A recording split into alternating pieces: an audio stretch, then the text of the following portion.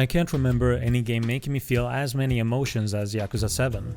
I could probably count the amount of games that made me laugh as much as this one on one hand. And shockingly enough, that goes for how sad it made me as well. So today on Games as Food, let me try to explain to you why my journey with Like a Dragon was like a steak dinner.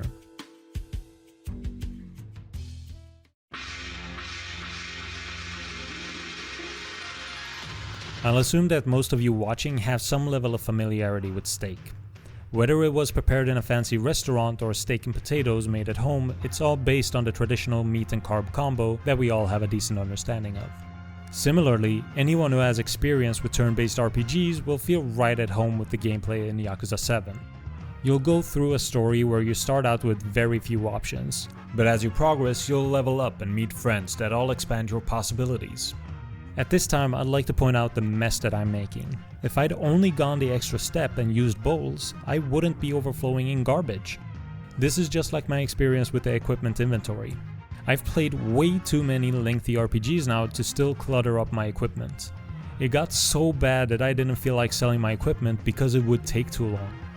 I only realized there was an optimal gear option after finishing the game, which would allow me to clear it up fast. So the game tried to help me, but I was too dumb to notice. So from here on, I vow to always make sure to use bowls and keep my equipment organized. Because real life isn't as convenient as Like a Dragon, and other games might not be either. For the steak, we're going to start out with a healthy amount of salt and pepper, and then we're going to finish it with a butter based with rosemary, thyme and garlic. There's a lot of combinations that you can use with steak, but since the gameplay is very traditional, I didn't want to go crazy with it.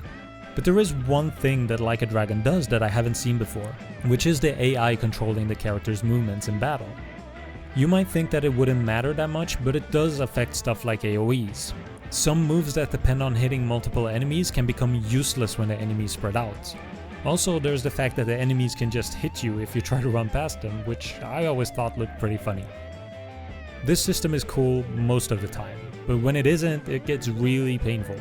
Every now and then the enemies ended up very far away from my party and I had to watch each of them run to the enemy's location to kick them while they were down, only to repeat it with the next one, and the next one, and the next one. To be fair, this didn't happen that often, but it was still enough for me to remember, but not enough to where it ruined anything. No steak dinner would be complete without sides. And we call them sides for a reason. But just because the steak is the star, it doesn't mean the sides can't elevate the experience. I'll be making Brussels sprouts and pan-fried potatoes, and what else would the side represent other than the minigames that break up the core gameplay?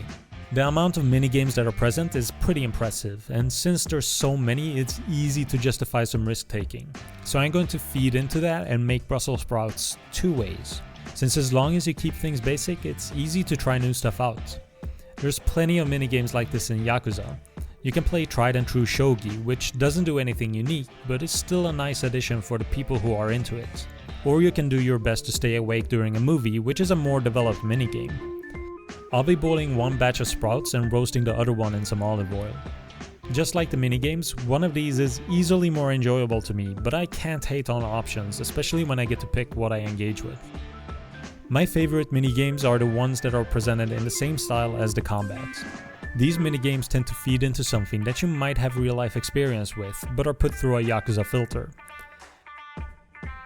I'll be boiling my potatoes first to make sure they are fluffy on the inside before pan frying to get that nice crust.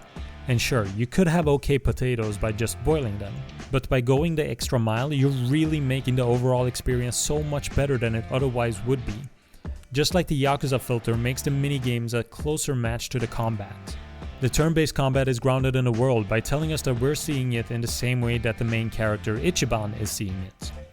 Apparently, he played so much Dragon Quest as a kid, he now sees every fight he gets into as an enemy encounter in an RPG. This little bit of logic is enough to buy into it, but it really shines when it's combined with the crazy minigames that make a consistently crazy world. And the consistent craziness makes it a lot easier for me to immerse myself because I'm seeing everything through Ichiban's eyes. Going into the game, I didn't really know what to expect as this is my first Yakuza. And right from the start, the story set itself up to be one of the most grounded and heartfelt ones I've ever played. It felt so real and I was so invested I played until my graphics card overheated. Something about the theme of family and your place in the world just really spoke to me. But then you wake up in a dump and the story takes a sharp turn. Instead of the personal connections between individuals, there were now conspiracies on a much larger scale. The contrast between that and what I enjoyed so much about the intro was so strong that I started to feel bitter towards the game. The personal themes get put in the spotlight before the game is over, but I spent way too long feeling like I was going through padding. I've tried to illustrate my feelings on the plate. Try to imagine this as a timeline of my playthrough, where we start out with steak and potatoes before going on a long journey down Sprout Lane and then getting back to more steak and potatoes. But when I was at the end of the game, I didn't really think of it like that anymore. Instead of focusing on what I enjoyed so much about the beginning, I had learned to appreciate every part of Yakuza 7 for what it was. And my perception of it was close to this plate, where the Brussels sprouts are the much more enjoyable roasted ones and the whole thing is way more balanced. I believe my initial dislike with the change in story focus was because the switch in tone happened so quickly. It goes into the world consistency that I spoke about before, where as long as you're consistent within something, you can do pretty much anything. But the intro was long enough for me to believe that's what the whole game was going to be, and facing the crazier parts of it was almost like an emotional whiplash. Looking back at it, I can instead see the entire game and see that it all works together. And I think that I wouldn't have felt like anything was padding if I had just played earlier Yakuzas. It would have given me some perspective on what I was getting myself into, which would have softened the blow of the tonal change. So overall, I enjoyed my time with Like a Dragon a lot, and it got me itching to play the earlier games in the series. If they can manage to hit half the highs of Yakuza 7, I'll consider myself a fan of the series, and I will drop everything to play any new games in the series on release. Thank you for watching, and I hope that you enjoyed the video. If you did, consider leaving a like and subscribing to the channel, as I'll be making more games as food moving forward. But for now, I'd like to know what you thought of Yakuza 7. So write a comment with your thoughts and also whether you played earlier games in the series or if this was your first one. Thank you. Have a great day.